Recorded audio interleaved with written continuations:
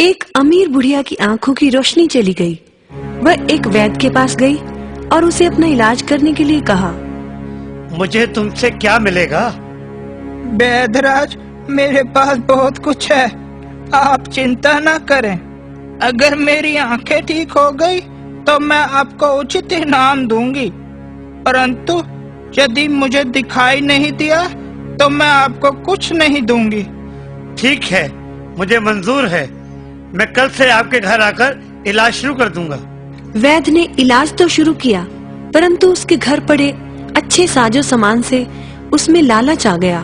बुढ़िया को दिखता तो था नहीं, उसने घर से एक एक कर सारा सामान चुरा लिया। अब तो उसने बुढ़िया के घर जाना ही छोड़ दिया था, परंतु भगवान के घर देर है अंधेर नहीं। अचानक बुढ़िया की आंखें एक दिन ठीक हो गईं। उसने पिछवाड़े में दबा हुआ धन निकाला और फिर उसी तरह बढ़िया जिंदगी जीने लगी।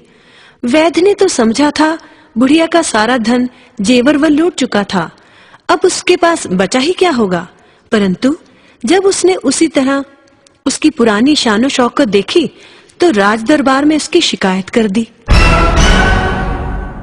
राज दरबार में बुढ़िया ने माना, मैंने कहा था कि मेरी आंखें ठीक हो गई तो मैं वैद्यराज को इनाम दूंगी, परंतु मुझे तो कुछ दिखाई ही नहीं दिया, तो इनाम काहे का?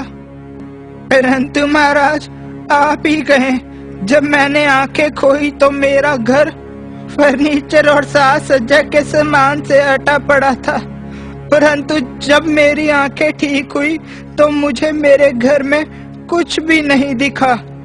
जब मुझे कुछ भी नहीं दिखा, यहाँ तक कि एक बर्तन भी नहीं दिखाई दिया, तो ये कैसे कह सकते हैं कि मेरी आंखें ठीक हो गई हैं? अगर ठीक हो गई हैं तो मेरा सारा सामान कहाँ है? राजा ने बुढ़िया को छोड़ दिया और वैद्यराज से उसका सारा सामान लौटाने का हुक्म दिया। बच्चों, इस कहानी से हमें यही शिक्षा मिलती है, जैसे को तैसा ही मिलना चाहिए।